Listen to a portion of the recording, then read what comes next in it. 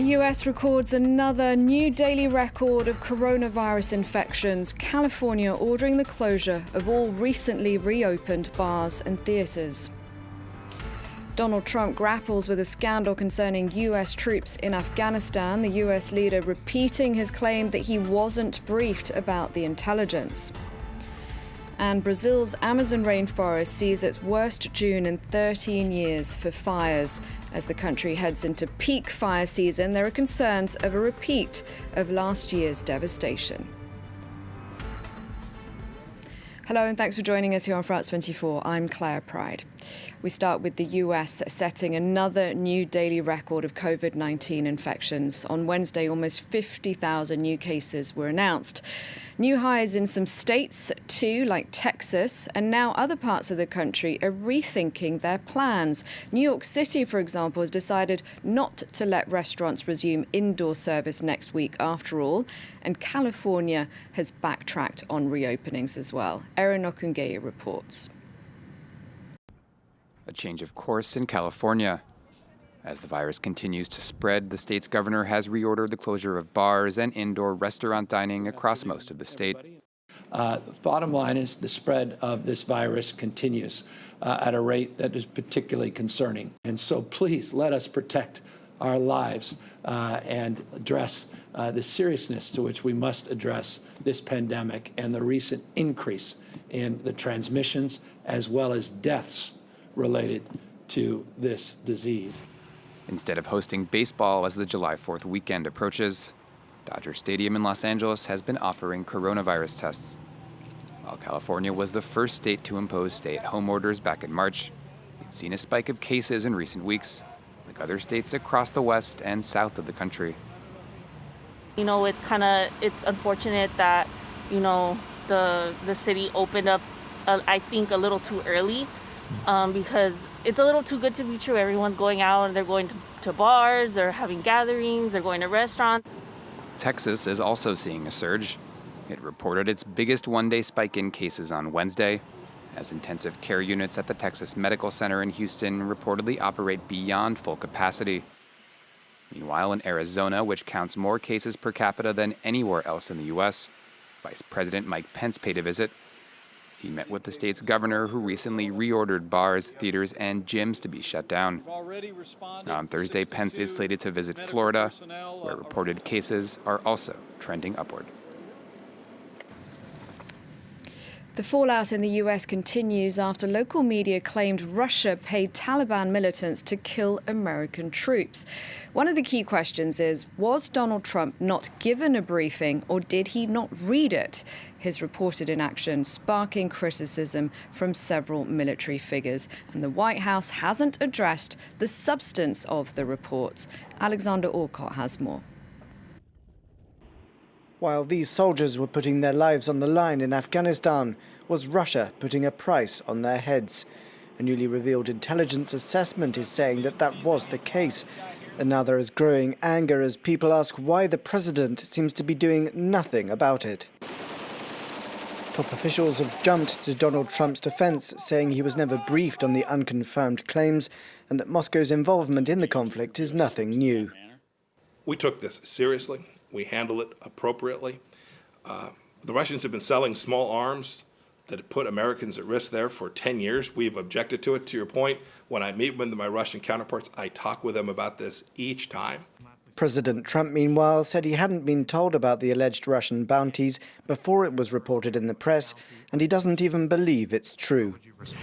The intelligence people many of them didn't believe it happened at all.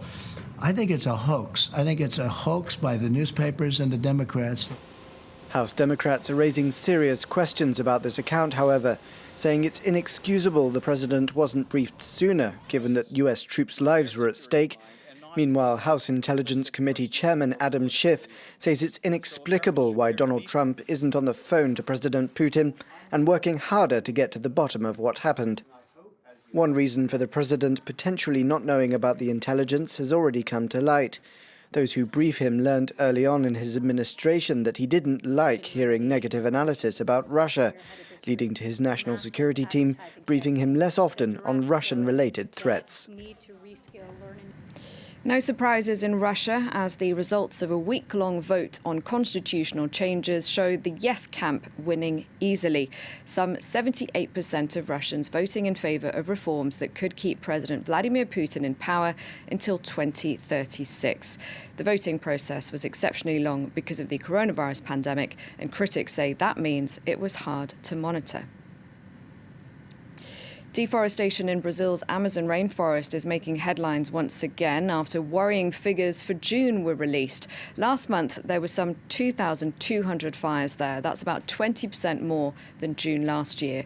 There are fears the smoke that blankets the area at this time of year could also make matters worse for COVID-19 victims. Haximeus Belkin reports.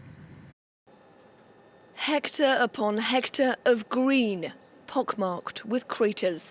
In the month of June alone, almost 2,250 separate fires were detected in the Amazon rainforest, up from almost 1,900 fires in the same period last year. NGOs, terrified of a repeat of the infernos that raged in the region last summer, are sounding the alarm. De janeiro a maio desse ano, foram mais de 650 mil hectares, com alerta de desmatamento segundo o INPE, o Instituto Nacional de Pesquisas Espaciais. Isso é 78% maior do que o ano passado. In this period of extreme heat, some of these fires occur naturally. Many others are started intentionally, often by farmers who first cut down trees and then set fire to the earth to clear the land. A long-established technique that, in conjunction with illegal logging, is gradually destroying the region, according to environmentalists. O desmatamento em 2020 vai ser maior do que foi em 2019. Tem uma preocupação adicional à questão do desmatamento, que tem a ver com risco de termos queimadas sem controles, como foi em 2019, agora na estação de 2020. Unregulated deforestation in the Amazon has always alarmed those trying to protect the lungs of the planet. But this year, the impact on the lungs of Brazilians is also of primary concern, as the country continues to see an explosion in cases of the new coronavirus. Communities in the Amazon are once again braced for the arrival of the thick smoke that sweeps across the region during fire season. Some of Egypt's world-famous tourist attractions have reopened to locals and foreigners alike.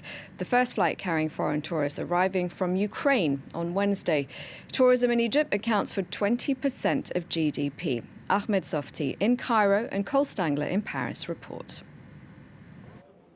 3 months later, and back open for business. Though visitors to the pyramids of Giza now have some extra steps to go through, with temperature checks and hand washing part of the process.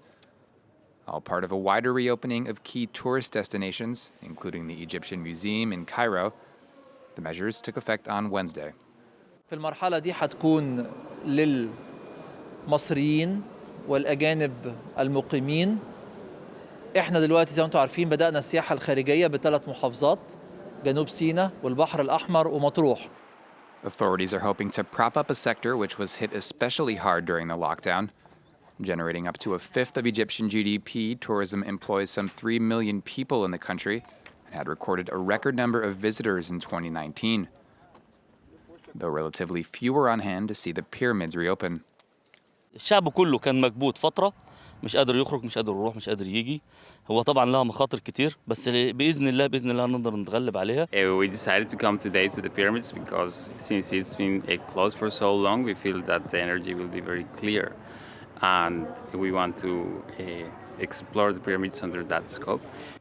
International flights to Egypt have also restarted as of Wednesday.